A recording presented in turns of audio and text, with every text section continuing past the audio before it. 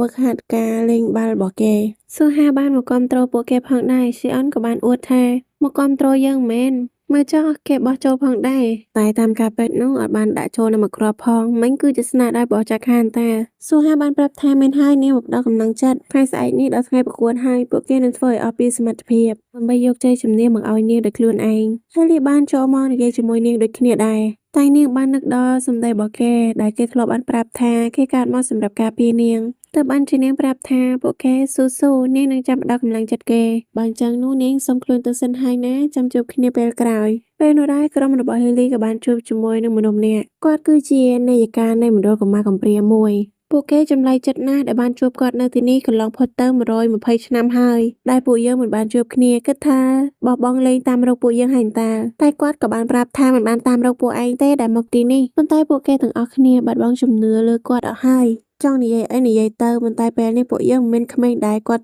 ់ធ្លាប់ស្គាល់ទៀតទេក្រោយមកពួកគេក៏បាននាំគ្នាដើរគេចអស់នៅខាងស៊ូហាខានបានណាត់ជួបនាងដែលបានផ្ញើសារទៅរកនាងថាសូមទោសដែលផ្ញើសារមកយកប្រឡូកបែបនេះប៉ុន្តែមកជួបគ្នាបន្តិចបានអត់ចង់ឲ្យនាងមករកនៅឆ្នេរសមុទ្រពេលដែលយើងធ្លាប់បានឈរមើលសក្រាសជាមួយគ្នាខានគេមកយឺនបន្តិចគេសុំទោសផងគេមានរឿងចង់ប្រាប់នាងគេចូលចិត្តស៊ូហាជូចោគឺជាសត្វមានជីវិតមួយដែលថាស្រឡាញ់នរណាហើយនឹងស្រឡាញ់ជារៀងរហូតហើយគេនឹងស្រឡាញ់ស៊ូហាបែបនេះជារៀងរហូតផងដែរបើសិននៅថ្ងៃប្រកួតនាងមកគាំទ្រខាងគេពិតជាសប្បាយចិត្តខ្លាំងណាស់រឿងដែលគេចង់ប្រាប់នាងគឺមានតែប៉ុណ្្នឹងឯងអញ្ចឹងចាំគេជូននាងទៅវិញក្រោយមកក៏ដល់ពេលប្រកួតហើយមកដល់ស៊ូហាវិញនាងកំពុងតែគិតថាតើនាងគួរធ្វើយ៉ាងម៉េចទៅហេលីបានប្រាប់ឲ្យនាងគាំទ្រគេចំណែកខានក៏បានស្កាប់មកប្រាប់ឲ្យគាំទ្រគេដូចគ្នាមិនដឹងថាគួរគាំទ្រខាងណាទេឆ្វេងឬស្ដាំហើយទាំងពីរនាក់នោះគឺជាមិត្តដ៏សំខាន់របស់ស៊ូហាទៀតបើប្រាប់ថាជាមិត្តបែបហ្នឹងមិនបានទេប៉ុន្តែពេលនេះនាងក៏ត្រូវតែគាំទ្រខាងណាមួយហើយមិនដឹងថាខាងណាជាអ្នកឈ្នះទេមិនដឹងថាក្រុមចាស់ឬក្រុមថ្មីដែលបានឈ្នះក្រុមរបស់វ៉ាំផាយនឹងក៏បានប្រាប់ថាពួកយើងនឹងឈ្នះពួកឯងក្រុមចចកវិញប្រាប់ថាពួកយើងក៏មិនព្រមចាញ់ឯងដែរស៊ីអនបានស្រ័យប្រាប់ស៊ូហាថាគាំទ្រយើងមែនអត់បើគាំទ្រមកអង្គុយខាងនេះតែស៊ូហានាងមិនទាន់សម្រេចចិត្តបានទេថាគាំទ្រអ្នកណាហើយក៏មិនដឹងថាត្រូវទៅអង្គុយខាងណាសម្រេចចិត្តមិនត្រូវនៅកណ្ដាលនឹងហើយមិនបាច់ទៅណាពិបាកដល់ពេលប្រកួតហើយបាល់បានធ្លាក់ទៅនៅក្នុងដៃរបស់វ៉ាំផាយយូរជាងប៉ុន្តែចចកក៏អាចកលាប់តកហ្គេមបានដូចគ្នាប៉ុន្តែចុងបញ្ចប់ហេលីក៏អាចរកពិន្ទុបានមួយហើយស៊ូហានាងបានផ្ដល់កម្លាំងចិត្តឲ្យក៏រីករាយដែរដែលហេលីអាចធ្វើបានការប្រកួតបានដំណើរការបន្តទៅមុខទៀតធ្វើឲ្យពិន្ទុរបស់ទាំងសងខាងប្រហាក់ប្រហែលគ្នារហូតមកដល់ពេលកណ្ដាលហ្គេមក្រុមរបស់វ៉ាំផាយលើសមួយពិន្ទុស៊ីអននឹងក៏បានស្រែកសួរស៊ូហាឃើញអត់មិញនេះដែលខ្ញុំរកពិន្ទុបានដែរសូឡូនឹងបានឡើង2ពិន្ទុកន្លែងរបស់ពួកយើងនៅទីនោះស៊ូហាទៅអង្គុយនៅទីនោះទៅខានបានស្រែកប្រាប់ថាទោះបីពួកគេឈ្នះយើងមកពិន្ទុតែពួកយើងត្រូវទៅឈ្នះគេឲ្យបានណាស៊ូហាពួកគេនាំគ្នាដណ្ដើមឲ្យស៊ូហាទៅអង្គុយកន្លែងរបស់សាឡាយរៀនខ្លួនរហូតហេលីមកពីក្រោយខ្នងរបស់នាងហើយប្រាប់ថាស៊ូហាគាំទ្រយើងមែនអត់បើសិនគាំទ្រពួកយើងទៅអង្គុយនៅខាងនោះទៅចឹងគេសុំខ្លួនទៅសិនហើយតែខណៈពេលនោះដែរអ៊ំស្រីម្នាក់នោះក៏បានមករកស៊ូហានាងសូមនិយាយជាមួយស៊ូហាបន្តិចគាត់បានប្រាប់ហេតុផលថាហេតុអីបានត្រូវមកតាមរកស៊ូហាតែស៊ូហានឹងក៏មិនចង់ជឿទេថារឿងគ្រប់យ៉ាងវាអញ្ចឹងប៉ុន្តែនៅសុកពួកវ៉ាំផាយបានចូលមកចំណែកនៅខាងហេលីគេក៏បានដឹងដូចគ្នាដែរថាស៊ូហាកំពុងតែធ្លាក់នៅក្នុងគ្រោះថ្នាក់ពេលបែរទៅគេលែងឃើញស៊ូហាហើយឮសំឡេងស្រែករបស់នាងទៀតគេជាប់គាំងមួយភ្លេតធ្វើឲ្យក្រុមរបស់ចចកយកឱកាសនោះដើម្បីដណ្ដើមយកឆាំពីនម្ដងនេះពេលនោះហេលីនឹងបានដឹងច្បាស់នៅក្នុងចិត្តថាស៊ូហាមានគ្រោះថ្នាក់ទើបគេស្រែកហៅស៊ូហាហេលីបានសួរនាយិកាម្នាក់នោះថាតើអ្នកណាគេចាប់ខ្លួនស៊ូហាទៅនាយិកាម្នាក់នោះប្រាប់ថាគឺពួកវានឹងហើយដើមកំណើតតកូលវ៉ាំផាយដានពួកគេក៏មិនស្គាល់ដែរថាជាអ្នកណាគេឬមួយក៏ជាអាមួយនោះមានអ្នកដែលមកបន្លំខ្លួនថាជាគ្រីសដានគឺជាសេនាបតីនៃនគរវ៉ាហ្គូឡានដំបូងគេជាមនុស្សធម្មតាប៉ុន្តែគេប្រើ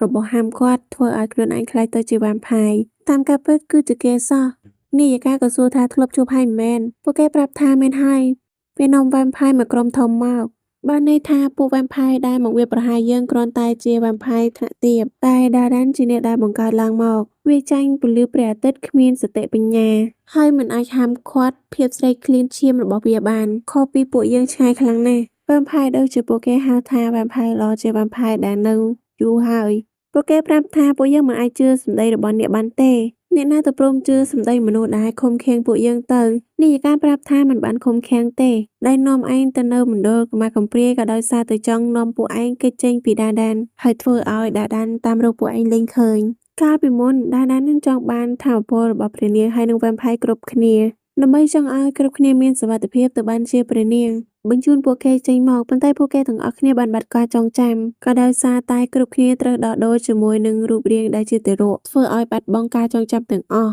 ដើម្បីការពារពួកគេនាយិកាម្នាក់នេះគាត់តាមរកគ្រប់គ្នាដើម្បីយកមករួបរวมនៅមណ្ឌលកម្មាកំព្រាមួយនោះហើយលេបានប្រាប់ថាឬមួយព្រះនាងដែលគាត់និយាយដល់នោះគឺជាស៊ូហានាយិកាបានប្រាប់ថាពិតមែនហើយគាត់នឹងដេញតាមថាមពលរបស់នាងមករហូតបានមកជួបជាមួយនឹងនាងពួកឯងក៏ដឹងដូចគ្នាដែរមែនអត់ថាចូលវាសនារបស់ពួកឯងគ្រាន់តែមើលនាងតែមួយភ្លែតក៏ដឹងពួកគេក៏ឆ្ងល់ទៀតថាហេតុអីបានជាដាដានចាប់ខ្លួនព្រះនាងដូចជាស៊ូហាទៅដោយដែលគាត់បាននិយាយអញ្ចឹងបើពីមុនចង់បានថាមពលរបស់ស៊ូហាមកនៅក្នុងដៃហេលីដូចជាចាំអ្វីបានខ្លះៗហើយព្រោះកាលពីមុនដាដានធ្លាប់បាននិយាយថាតែប៉ុណ្ណេះទេគ្រប់យ៉ាងនឹងរួចរាល់ហើយកាត់ទៅពីអតីតកាលនៅពេលនោះដៃនគរត្រូវគ្រប់គ្រងដោយម្ចាស់ស្ត្រីនិងព្រះនាងម្នាក់នោះគឺជាស៊ូហានឹងឯងចំណែកហេលីនិងមិត្តភ័ក្តិរបស់គេគឺជាមន្ត្រីនៅក្នុងរាជវាំងនៅពេលដែលព្រះនាងកំពុងតែគយគន់ការកលាបហេលីក៏បានចូលមកនិយាយព្រះនាងនៅទីនេះសោះស៊ូហាក៏ប្រាប់ថាមែនហើយតើហេលីនឹងមានការអីមែនបានឮថាប្រទេសជិតខាងនឹងចង់ដណ្ដឹងស៊ូហា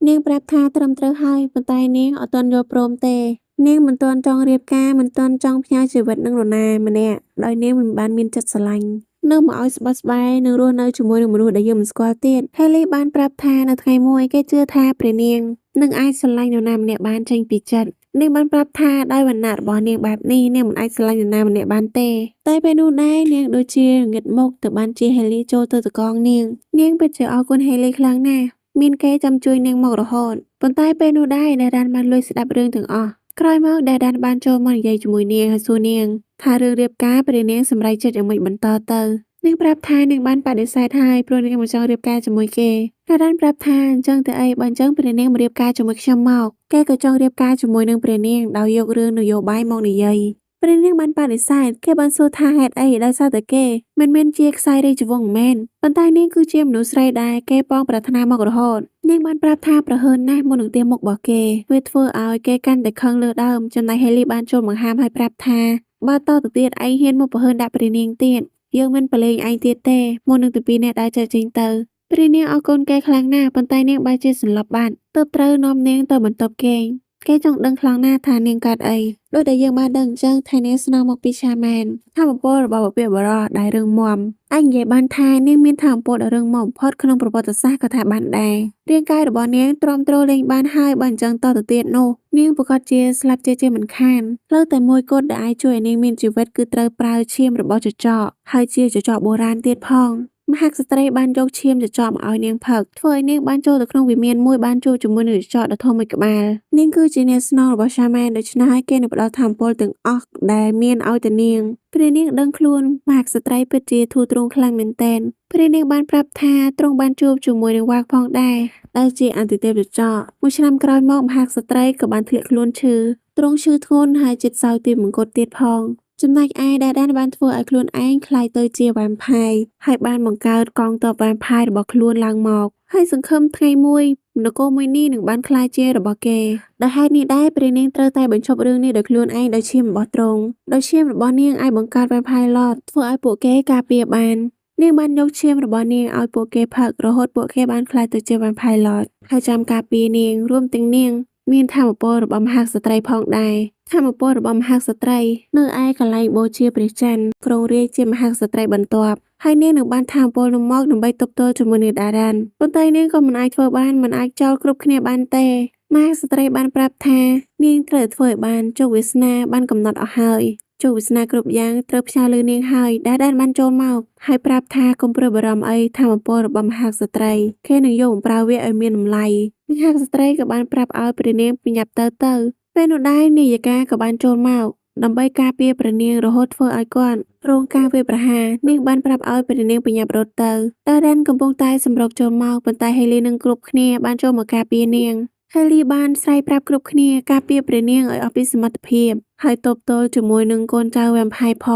ងដែលដានពេជ្រជាចិត្តខ្លាំងណាស់ហេលីក៏មានចិត្តឲ្យព្រះនាងហេតុអីបានជាមិនយល់អារម្មណ៍របស់គេខ្លះឯងត្រូវតែជាមនុស្សដែលយល់ពីចិត្តរបស់យើងថាចង់បានព្រះនាងមកនៅក្នុងដៃប៉ុណ្ណាហេលីខឹងខ្លាំងណាស់ទៅបានជាកាត់ដៃរបស់ដានការប្រយុទ្ធនោះស្វិតស្វាញខ្លាំងមែនទែនប៉ុន្តែវ៉ាំផាយឡតក៏បានចាញ់ដានកំពុងតែសម្រុកចូលមកវាប្រហារប៉ុន្តែ នាយិកាក៏បានចូលមកអោបព្រះនាងព្រមទាំងបានប្រាប់ឲ្យនាងបញ្ញាប់ទៅទទួលថាមពលនោះទៅទាំងពីរនាក់បាន teleport ចេញមកធ្វើឲ្យខ្នងរបស់នាយិកានឹងរងរបួសធ្ងន់ធ្ងរនាយិកាប្រាប់ថាខ្លួននឹងមិនអីទេឲ្យព្រះនាងបញ្ញាប់ទៅឡើងគ្រងរាជ្យទៅប៉ុន្តែព្រះនាងធ្វើមិនបានទេចោលគ្រប់គ្នានៅខាងក្រោយហើយដើម្បីទៅទទួលថាមពលតែម្នាក់ឯងបែបនេះព្រះនាងបានប្រាប់ថាមានរឿងចង់សុំម៉ាសដែលជានាយិកាប្រាប់ថានាងចង់ត្រឡប់ទៅប្រាសាទវិញដើម្បីបញ្ជូន Vampire ទៅអនាគតដែលឆ្ងាយសែនឆ្ងាយហើយសូមឲ្យម៉ាសជាអ្នកនៅមើលថែពួកគេផងអញ្ចឹងសូមផ្ញើផងណាក្រោយមកនាងក៏បានត្រឡប់ទៅប្រាសាទវិញព្រះនាងបានប្រាប់ថាគេត្រូវធ្វើដល់ថ្នាក់នេះផងឯដើម្បីបានធម្មពលរបស់ព្រះនាងដើម្បីបានខ្លួនរបស់ព្រះនាងមិនថាកាយសាហាវឬប្រៃផ្សៃប៉ុណ្ណា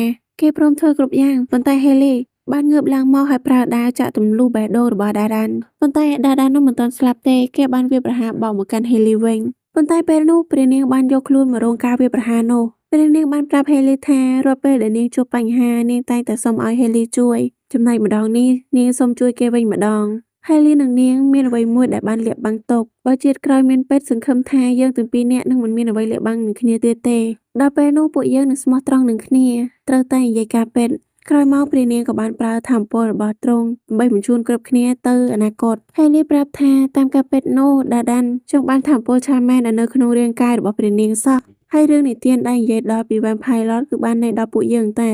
នាយិកានឹងក៏ប្រាប់ថាពិតមែនហើយនៅខាងដាដានឯវិញគេបានចាប់ខ្លួនរបស់ស៊ូហាមកហើយដាកមូនក៏បានស្លេះត្រឹមនឹងអរគុណសម្រាប់ការតាមដានទស្សនាជួបគ្នានៅវីដេអូបន្ទាប់សម្រាប់ថ្ងៃនេះសូមអរគុណសូមជម្រាបលា